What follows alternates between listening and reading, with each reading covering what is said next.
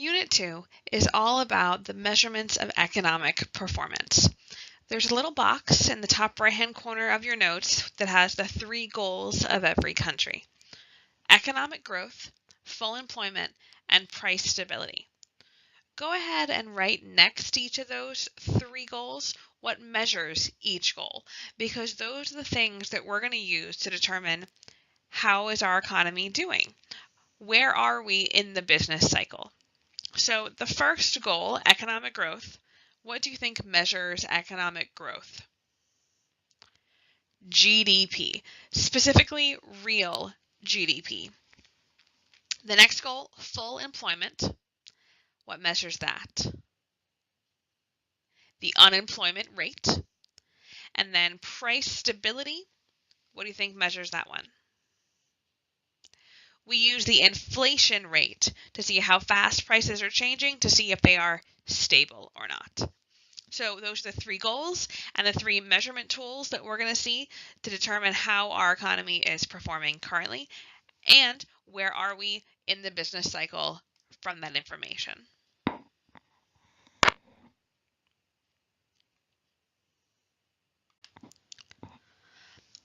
Module 10 has 2 big new ideas. The first one is going to be the circular flow model. This is going to be very different from supply and demand, and we'll see how it works. Then we're going to switch gears and learn about gross domestic product, or GDP.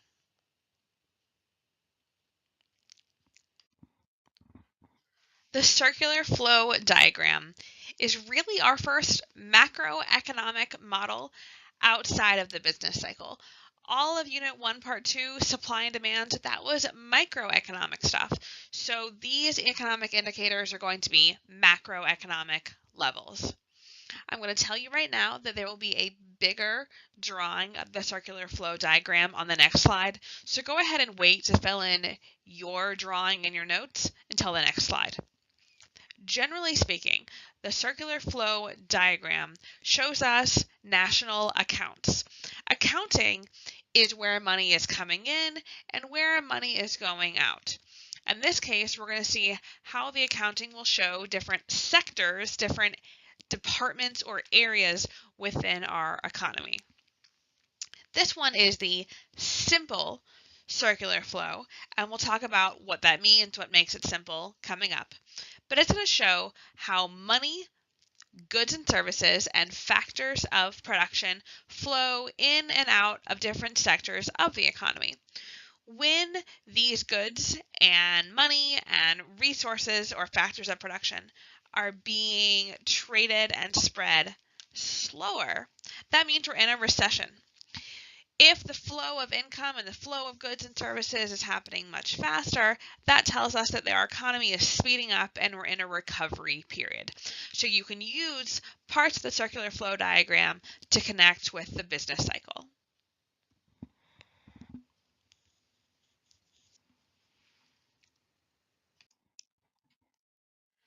Now we're going to talk in great detail about how the circular flow model works. First of all, there's an underlying principle. This is the major assumption that we're going to make in this simplified model. And that principle is that the flow of money coming in to each market or sector is equal to the flow of money coming out. So if we start here at households, households are individuals or anyone, so it might be a family or roommates or a couple, people that share resources are considered a household. They provide the factors of production. We learned about factors of production in the very first unit. The 4 FOPs. Can you think about what any of those factors of production were? My little hint is that these are the resources in society. So think about it for a minute.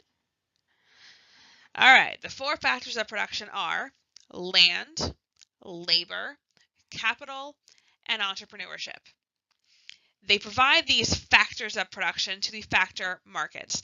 Because factors of production are resources, sometimes the factor market is called the resource market.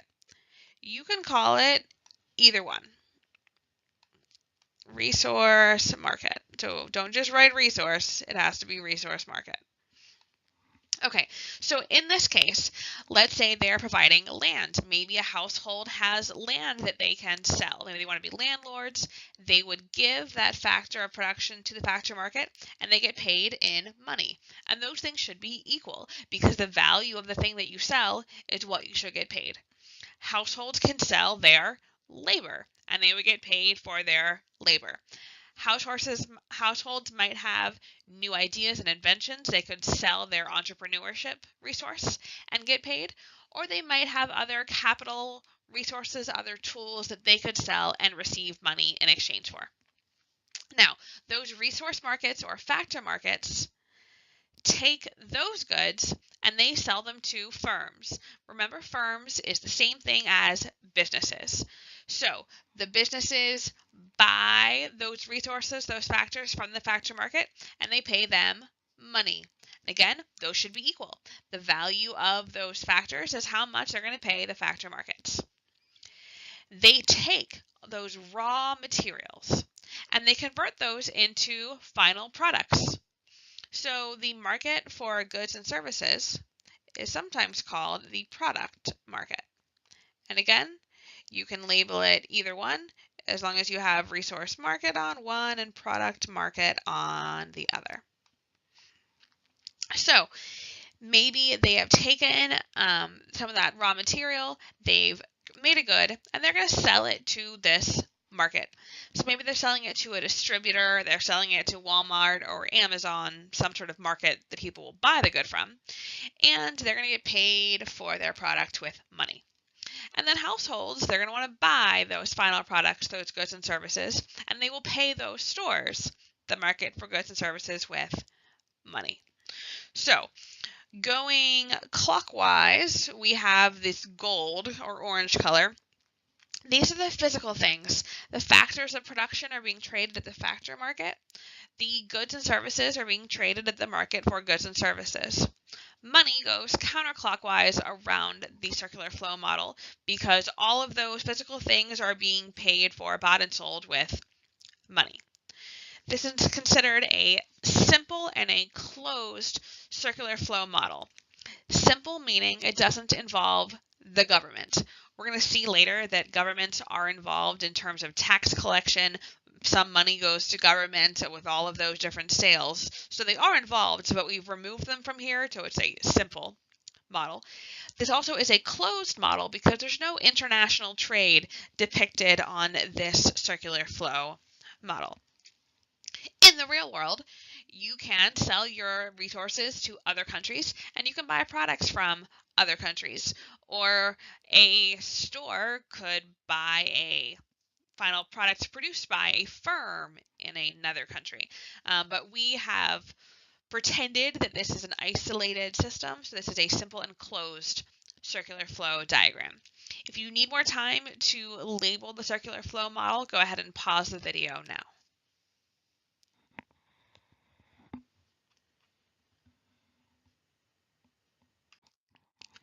I'm going to warn you right now that you're going to have a quiz on this. You're going to get a blank circular flow model, and you will need to know how to label all of the components. Each of the markets, all of the boxes have to be filled out, and all of the arrows, what's being traded in each section. So I'm letting you know ahead of time. You can choose to label it factor market or resource market, like I gave you those options before, but you have to be able to complete all of the sections, and there will be a matching quiz on the vocabulary. So make sure that you are ready. This exact model has been asked on an FRQ before on the AP exam. So it's fair game for you to have to know it and recreate it from scratch. So we're going to do it on a quiz.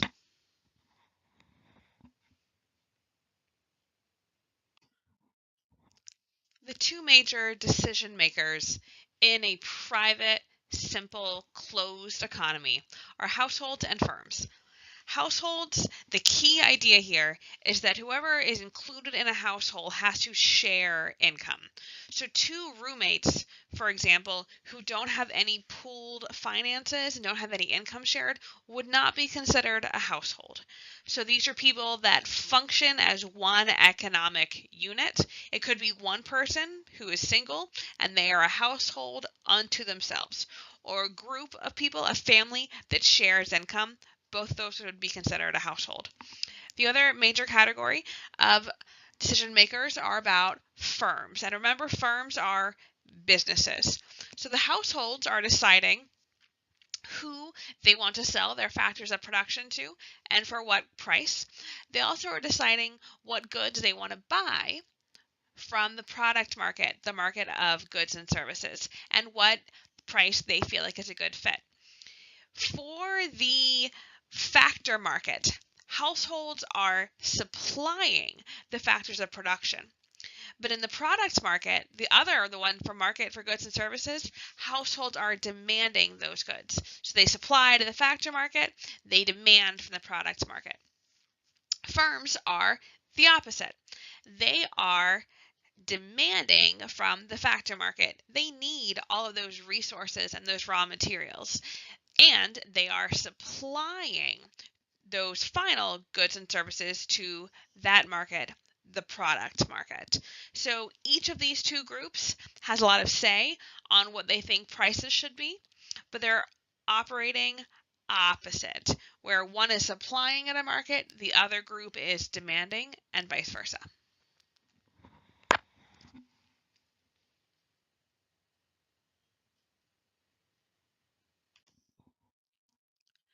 The first market we're going to focus on is the one on the left. You could have labeled it as the market for goods and services or the product market. It's the same thing. So this could be any good, cars, computers, or corn, or it could be services, maybe tutoring, education, hospitality, tax accounting. Any of those things could be services sold at product markets. I was talking about this on the last slide, but here we have it written down. Households are on the demand side of the products market. They're the ones that are purchasing, they're the consumers of these final products. Businesses and firms are on the supply side of the products market. They're the ones that are producing the final goods and selling them at the products market. So businesses want the highest price for the products. Households want the lowest price for the products. Where those two competing desires interact, that will set equilibrium, the equilibrium price, where demand and supply intersect.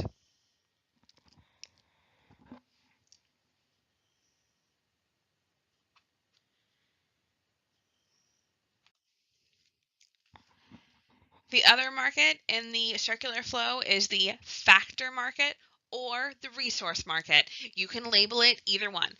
The factors of production in our economy are resources. That's why either name will work. So this is where land, labor, capital, and entrepreneurship are all bought and sold. At the factor markets, households control the supply. So maybe they are selling their labor, or they're selling their ownership of land, of capital. They're selling a company, which also would function as capital in this case. So because they are selling those things, households want the highest prices at the factor market. This is the opposite from the products market. Businesses and firms demand these resources. They need factors of production to produce their goods. Those will function as the inputs in the final production. So they want to pay as little as possible for those resources. Again, where those two desires intersect, where supply and demand meet, will set the equilibrium price at the factor market.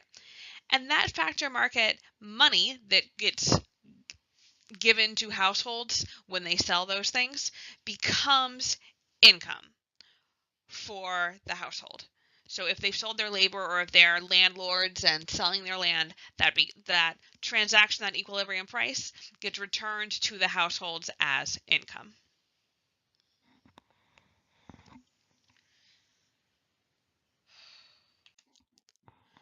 We said before that what you were learning was the simple and closed circular flow diagram. Here we have the expanded circular flow diagram. It is complex, and that includes the government. It is open, and then it includes the rest of the world.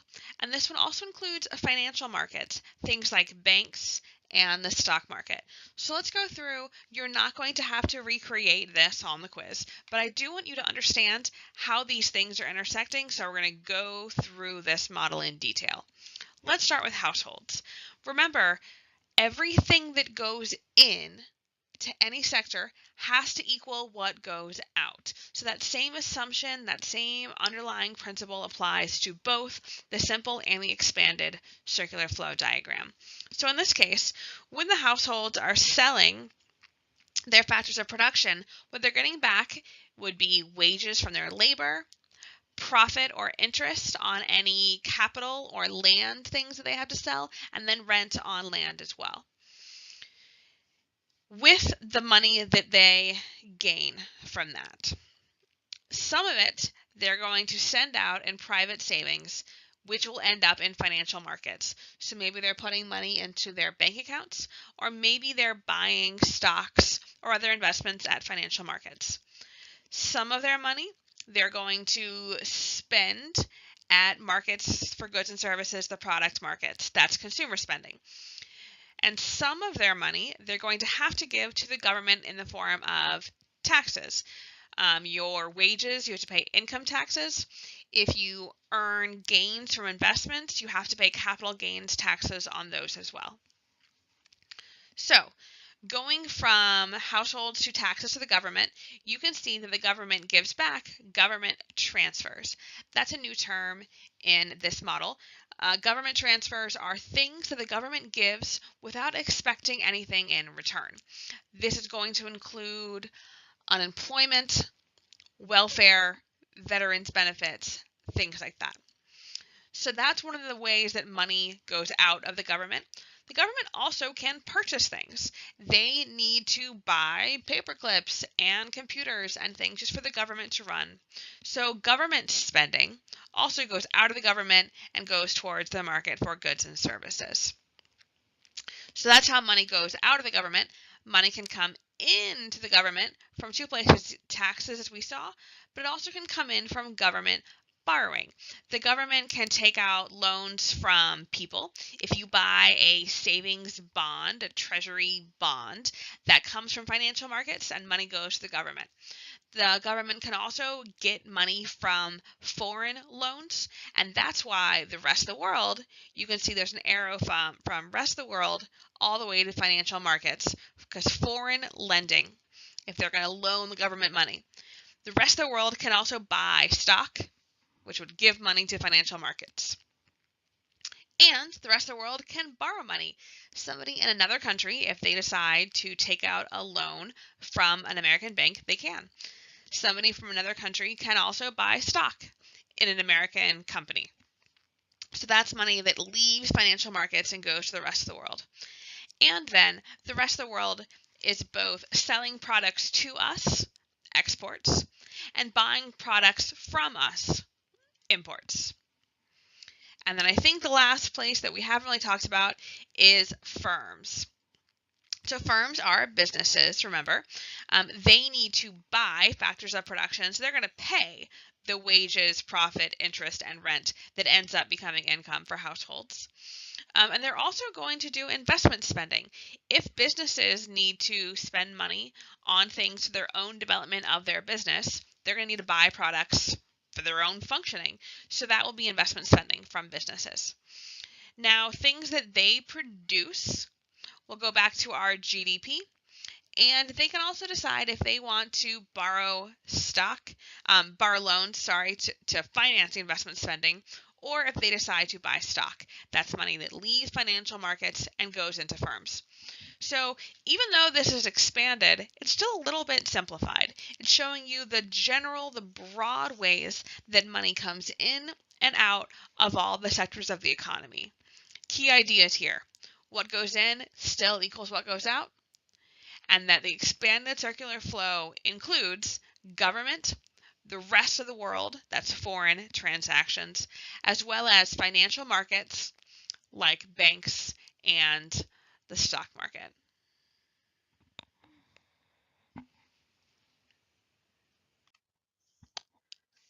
You saw these household income sources in the more expanded circular flow model, but now we're going to explain them a little bit more detail.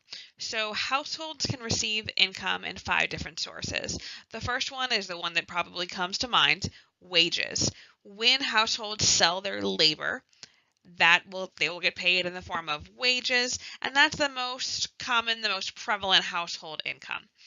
The next one is if a household owns a stock, that's going to fall within the capital factor of production. Stock is a share of the ownership of a company. And if the company is earning profits, then you can earn profits on those stocks. Also, households can own bonds. Bonds would also fall within the capital factor of production. So this would be for if they buy a savings bond, a treasury bond, a war bond, any of those things, this is a loan in a sense. But when you buy a bond, you are actually loaning money to the people that you're buying it from. So a treasury bond, you're loaning the treasury money, but bonds are guaranteed. So you're going to get a smaller return than a stock, but it's a guaranteed return in interest that you're getting paid, and that can become household income. For the land factor of production, households can use the land, rent it out, or they can build things on the land. So you can rent out the land to a farmer or build an apartment building on that land resource and rent that out. Both of them would be household income sources. Finally, households can receive money and payments from the government through government transfers. So they can receive unemployment benefits, food stamps, veterans benefits, welfare, Medicaid. There's lots of different categories of government transfers where the government is paying money to individuals without expecting something in return. This is separate from like a tax return where you've given the government money and they are returning to your overpayment. Government transfers, you don't have to put anything in to get something back, and that can be within household income as well.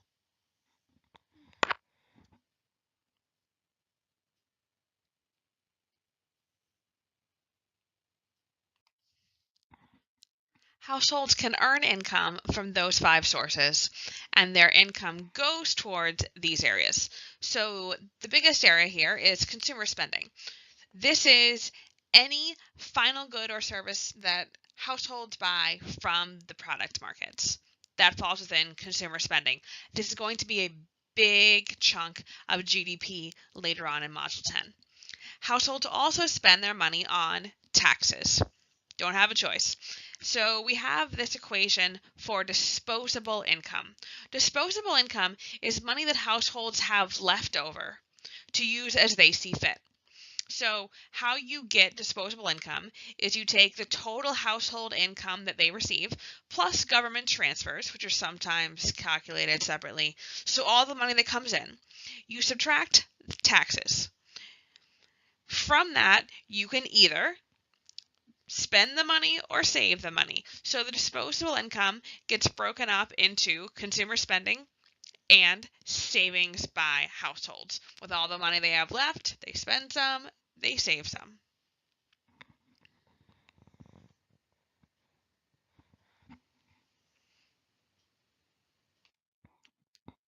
The next sector of the economy in the expanded circular flow model is the government. Money comes into the government from 2 areas, taxes and government borrowing.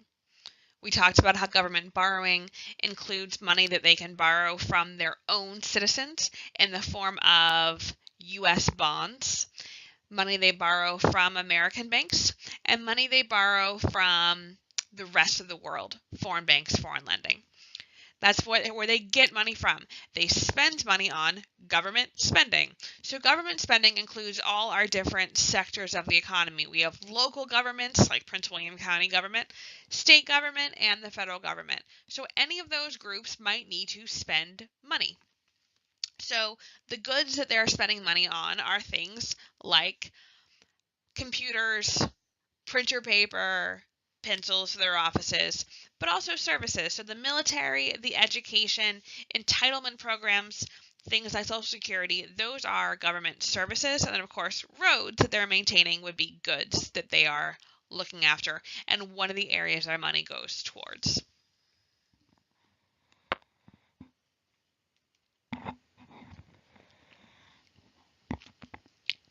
We talked about how money that goes in should equal money that goes out. Occasionally, our government and a lot of governments aren't very good at that. And sometimes, let's say they've spent way more money than they've taken in tax revenue.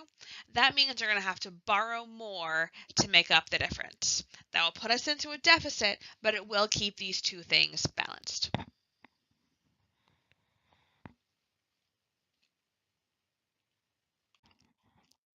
The last sector of the economy is the rest of the world, or foreign transactions. So there's three ways that they're involved here. American exports are sold to other countries. If it's an American export, that means the product is produced in America. Americans import goods from other countries, so those goods would be produced abroad. And then finally, there's these financial interactions, foreign lending and foreign borrowing. So foreign lending would be when foreigners, people from other countries, purchase loans or stock from our countries and our banks. Foreign borrowing is when other people in other countries or companies abroad take out loans, buy stock in American products. All of these things are also part of money coming in and out of our economy.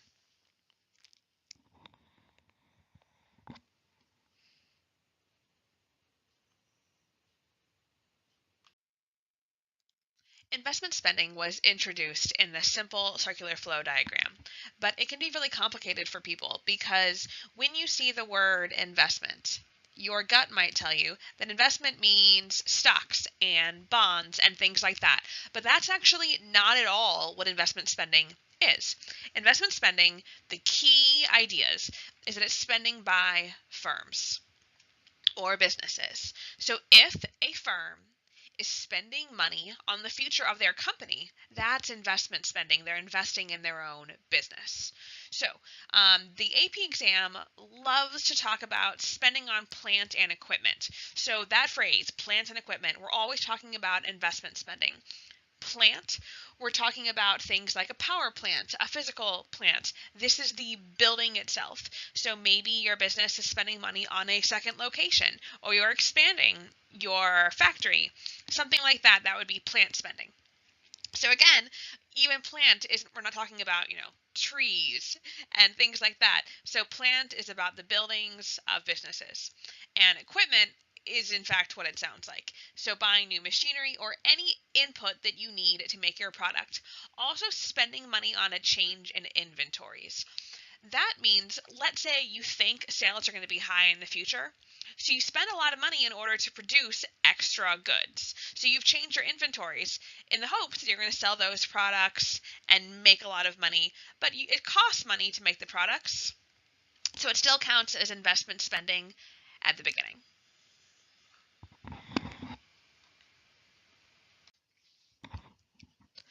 The next section of Module 10 is all about GDP.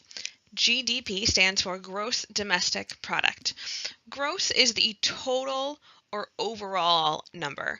Sometimes you'll see that word used to describe your gross income, which is your income before we take out taxes and things like that. So gross domestic product is the total value of things that we produce. It only includes the final goods and services. So if you produce wood and that wood goes into making a cabinet, we only count the cabinet, not the wood and the cabinet, because that would be redundant or double counting. So that's why it's only the final goods and services. It also only includes goods that are produced within that country. So if the wood is made in America, but the cabinet that I mentioned is made in France, then that final product would only count in France's GDP. It's the country that finalizes the good that counts it. And also, we only look at 1 year in order to see how did our country do this year in our total production compared to last year. So here we have an older number. In 2013, USA's GDP was $16.77 trillion, and that's about a quarter of the entire world's economy. So our GDP is very, very large. Now, if you're trying to compare one country's GDP to another country, you would do GDP per capita. Per capita is Latin, and it stands for per person or per head. So if you're trying to compare a very, very small country to a very, very large country, you can take the GDP and divide it by their population size to get their GDP per capita. And that will tell you how much production on average per person. It kind of equalizes the size out of countries.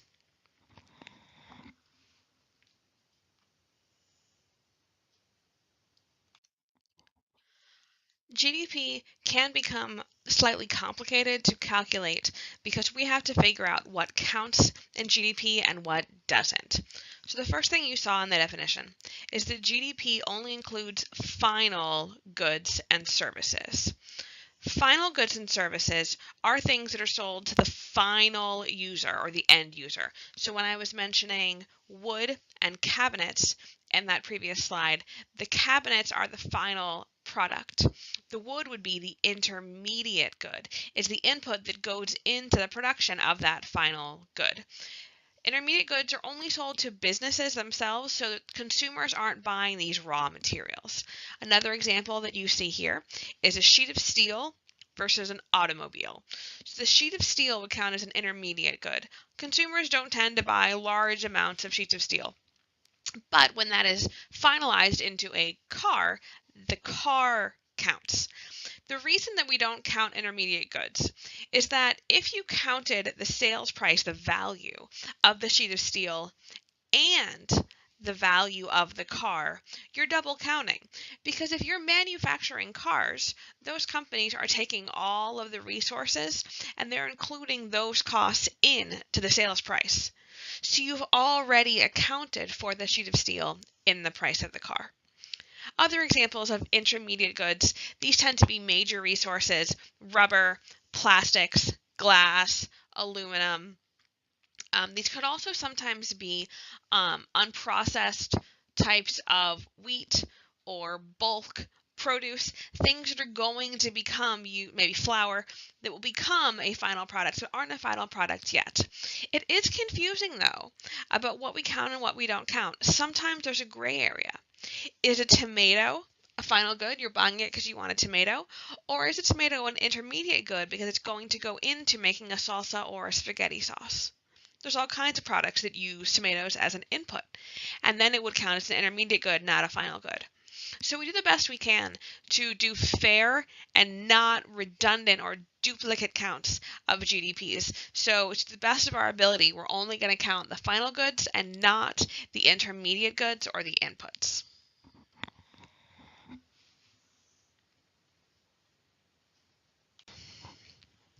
The other major factor to keep in mind is where the good was finalized. Any good has to be finalized or finished in the country you're measuring for it to count in their GDP. So let's say cotton is grown in Egypt, and that cotton is used to make a t-shirt in Mexico.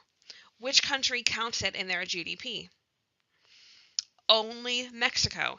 Egypt doesn't get to count the cotton because the cotton was an intermediate good, and they don't get to count the final good because it was completed in Mexico. Mexico gets to count the t-shirt in their GDP, and the cotton is included in that price. Another example would be a pencil that's made in China. Even if the wood is from one country, the lead and the pencils from another country, and the rubber and the erasers from a third country, China produced the final good. China is the only country that gets to count it in their GDP. The other way this rule works is, let's say that this is an American-owned company, but the American-owned company has a factory in Canada. Canada counts the goods produced there. So ownership of the company, ownership of the factory is not actually part of GDP. So if American countries or American companies outsource their jobs overseas, the countries that those goods are produced in count them in the GDP. The American company only counts if it's produced in America.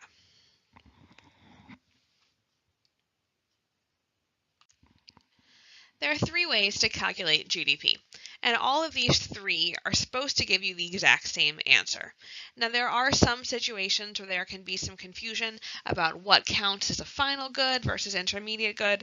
So in the real world, in a complex economy, occasionally these won't all give you the exact same number, but if everything is simplified and goes according to plan, these should all be the exact same answer.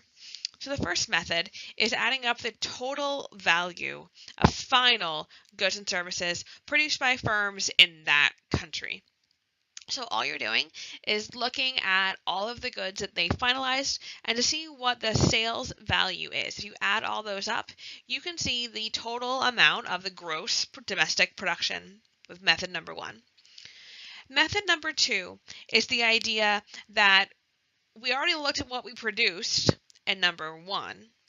Number two, well, remember, everything that goes in is supposed to equal what goes out. In circular flow, we learned that what goes into every sector should be equal to what goes out. That's this idea about the flow of funds.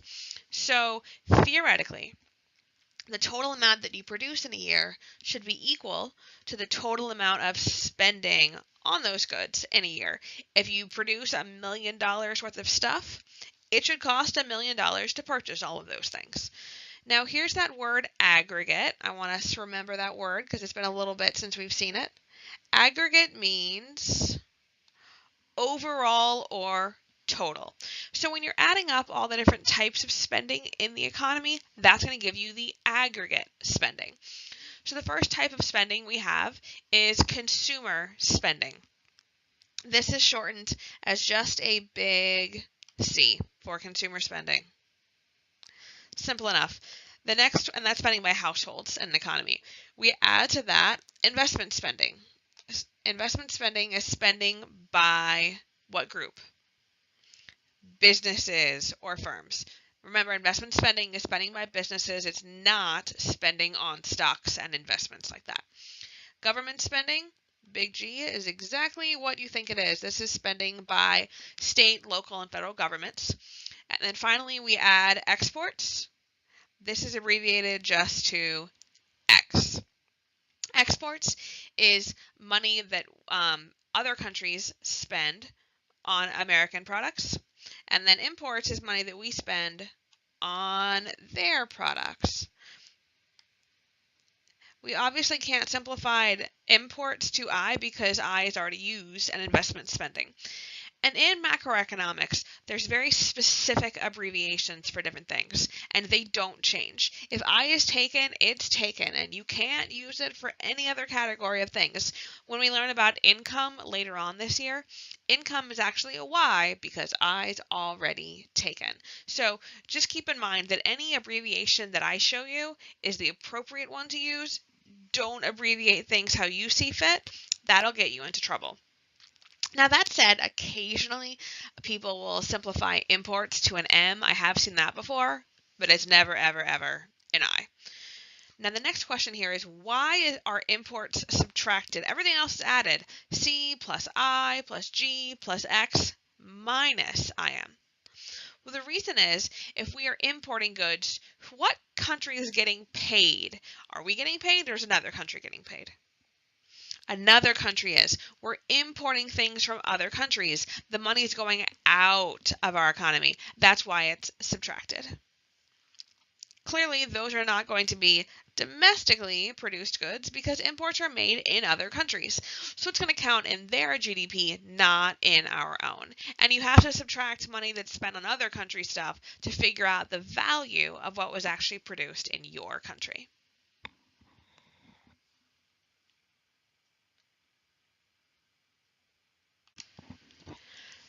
The final method of calculating GDP is factor income.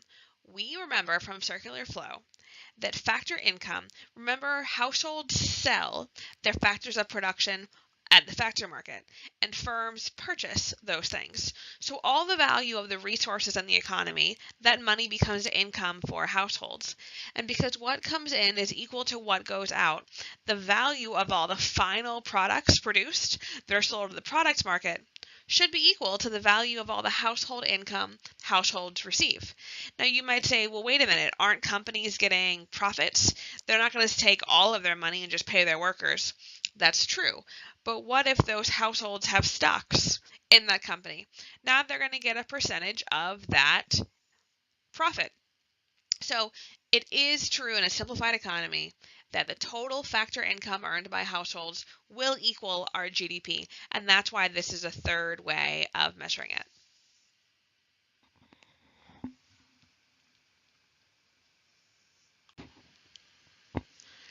Here we have a table showing simplified GDP.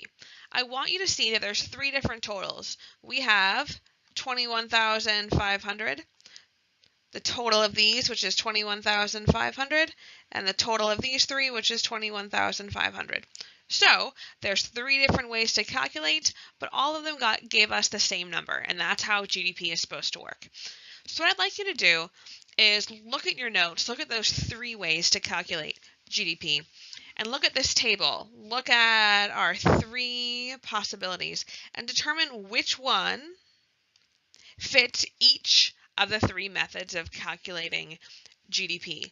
Take a moment, pause the video. Once you think you figured it out, replay it, and we'll see if you're right.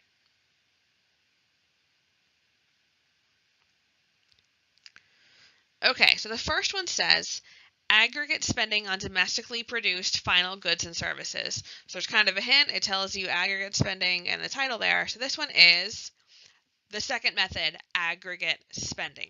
The idea is that all these companies contributed something to the economy. So American Ore produces iron ore. They produce something of value to our economy. They produce ore, which is valued at $4,200 and is sold to American Steel.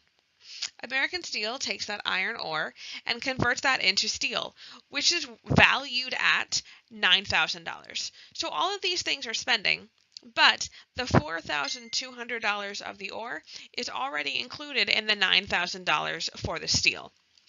So that money is already part of the total. Finally, that steel is sold to American Motors, who uses that as an input, along with many other ones, of course, to produce a car valued at $2,500. So the total spending of that amount will already include the other categories. So this total is aggregate spending. Now let's look at this one. What did you think? Which category? Is it 1 or is it 3? It is number 3, factor income. Again, we have some clues here that there's payment from factors. This column tells you factor income, but let's see why that's true. So over here, we have all different types of factor income households that can receive. They can receive wages for the factor of their labor. They can receive interest payments from if they have bought a bond in a company, they're going to get paid for part of the profits there. If they're selling a land resource, they can get paid rent. And if they own stock, they can earn profit margins from that stock. So if you take all of the money that they receive from all those factor payments and add them up, you get $21,500. And then the very last one, sum of value added, that's going to be the value added by the firms. So the very, very first firm, American Ore, added $4,200 to our economy. That's simple enough. They are the very, very first product. So that iron ore, everything that they produced adds value. Now, American Steel, their steel is worth $9,000, but they didn't actually add $9,000 to the economy. You have to take that $9,000 and subtract their input, this $4,200 ore. That gives you $4,800. So American Steel added $4,800 in value to the economy once you subtract their input price. The last company here, American Motors, you might think, the sales price is $2,500, but they didn't create all of that stuff. You need to subtract their inputs. And if you're not sure, well, do I subtract 9,000 and 4,200? No, you only have to subtract the input that came before. So 21,500 minus 9,000 will give you 12,500. And the reason you only have to include the 9,000 is that the 4,200 is already part of that 9,000. So you don't have to count it again. So once you look at the individual value added totals of each of these firms, you add them up and you can also get the total of gross domestic product in the economy.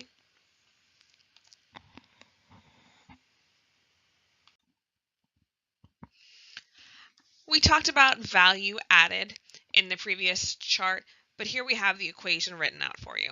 One way to make sure that we don't double count when calculating GDP is to only measure the value added by each producer. So to do value added, first you look at the value of its sales. So the iron ore company, remember, added 4,200 because they were the very first company, so all of their value went in. But the later companies, the steel company, only added $9,000.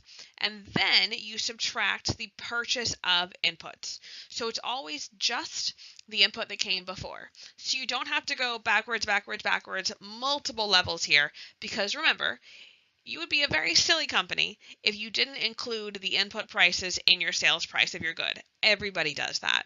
Even if you are selling a pie, you've already included the price of the flour and the butter and the fruits that you use for the pie filling. All those costs are already part of it. So all you have to do is look at the sales, subtract the input price, and that makes our intermediate goods go away, and we're left just with the value added of final products in the economy.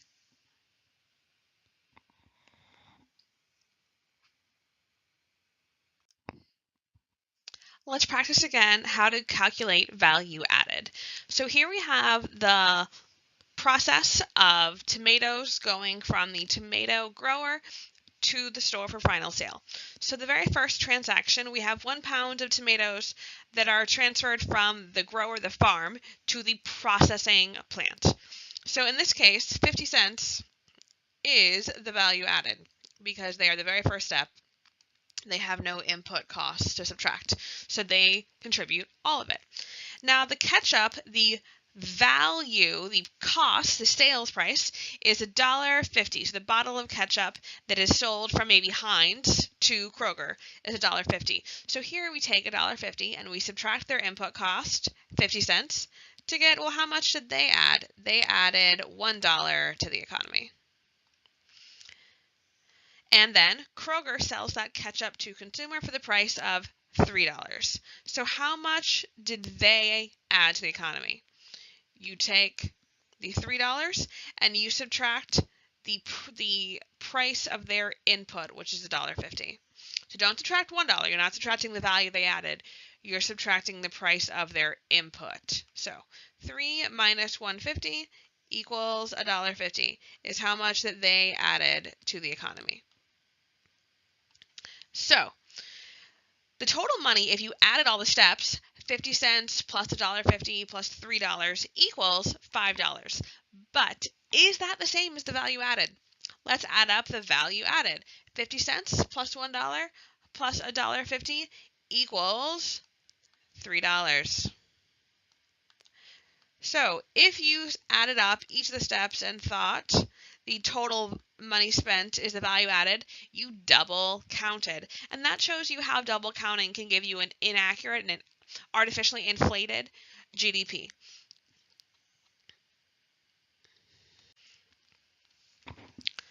So when calculating aggregate spending, we also have to be really careful not to double count because we don't want to count the inputs and the intermediate goods. We only want to look at the final goods sold to the final buyers.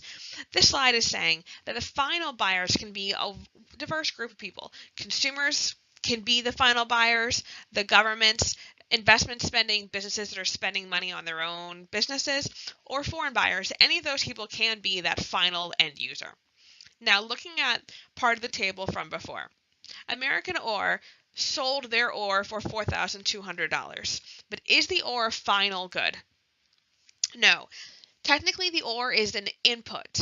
It's not even an intermediate good. It's just an input that goes into something else. An intermediate good, technically, you've taken an input and done something with it. So when that iron ore was converted into steel, the ore is the input, the steel is the intermediate good, then the steel also can function as an input into the car. So in other words, all intermediate goods are inputs into final goods, but not all inputs are intermediate goods. What if it's a raw product? That tree stump is an input. Once you cut that into a 2x4, it's now an intermediate good. And when you build something with a 2x4, that's the final good.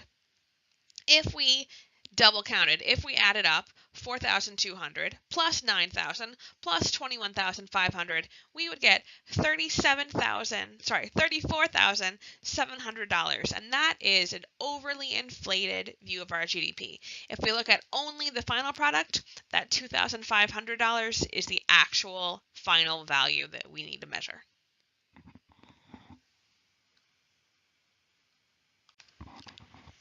Even though we just focused on the fact that you can't count input spending or spending on intermediate goods by businesses, we actually do have to count some spending by firms when we're calculating GDP. So investment spending, the I in this equation, is spending done by firms. So what if a company is buying a final product? They do it all the time. Companies are buying uniforms, they're buying computers, they're buying delivery trucks. All those things are final goods, and that's still part of our economy. And none of those things are part of intermediate goods. So as long as a business is buying a final good, we do count that. So here is the equation for GDP. It includes consumer spending, which is the C, investment spending, I, government spending, G, and sales to foreigners, which are exports, are the X. Those are all added together because all of those are ways that money contributes to the economy, and we can see that we're buying domestic goods in those categories. Now, buying foreign goods, imports, are subtracted. That's not part of our GDP. That's part of somebody else's GDP, whatever country the goods are from. So this might look exactly like the aggregate spending equation that you saw before, which is good. You do need to know this one. This is a super important equation. It's been on many NAP exam. So a lot of my students remember it as SIG XM, as long as you know that everything is getting added except for imports. We have to subtract imports because that money is leaving our economy, and GDP only counts goods produced in that country, sometimes called domestically produced goods.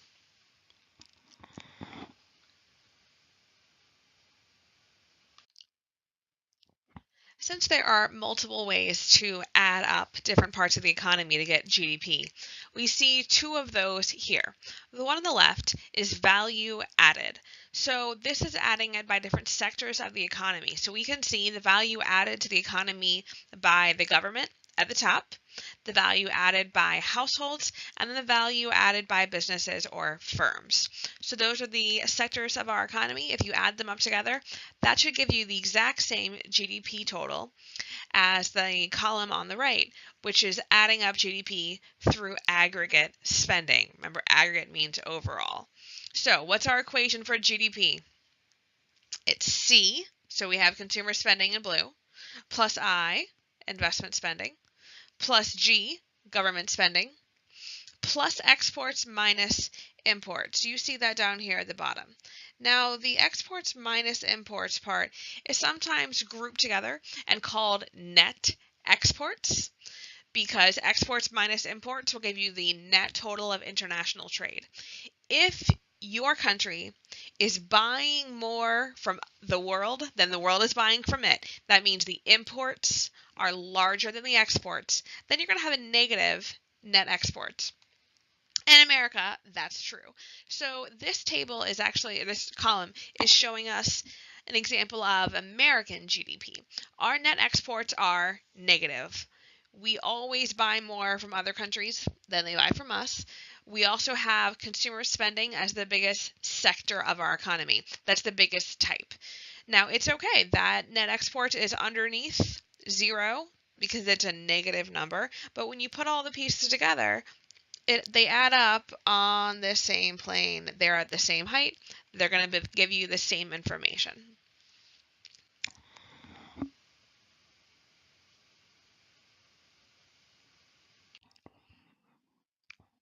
Factor income, we keep hitting on it. You learned about the factors of production and the factor market earlier on with the circular flow model.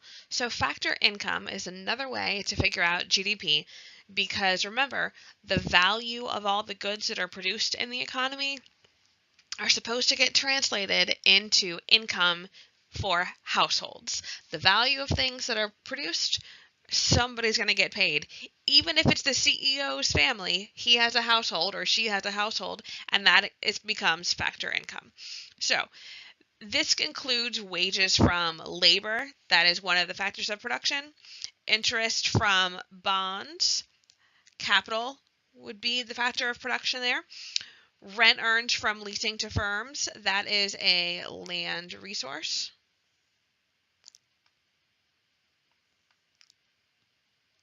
And profit from stocks, which is also capital. If you sold your idea, maybe you sold a brand new company that you invented, that could be an example of entrepreneurship. So any of those things, you add all of those up together, that total amount should also equal GDP for the country.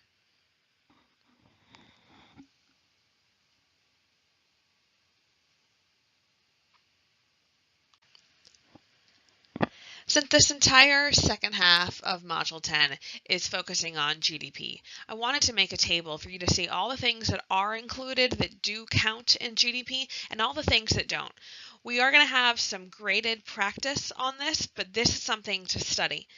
Some of the information on this table we've already gone through in the notes, but there are some things in here that are new to you.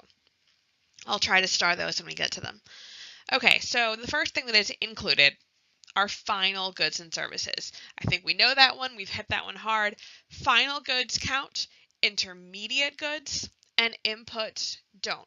And remember the difference between intermediate goods and inputs.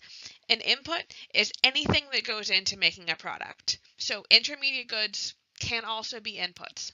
But not all inputs are intermediate goods. To be an intermediate good, the term intermediate implies somewhere in between. You're not a beginner, you're not an advanced. So intermediate means you took the raw material and made it into something that can be used to make something else.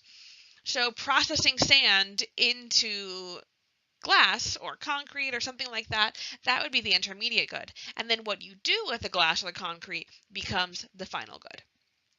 I hope you're getting more clear on those terms. Okay, another thing that is included is new construction of structures. So new buildings are included. Those things are products that were produced in your country in this year. They're a final good. They count.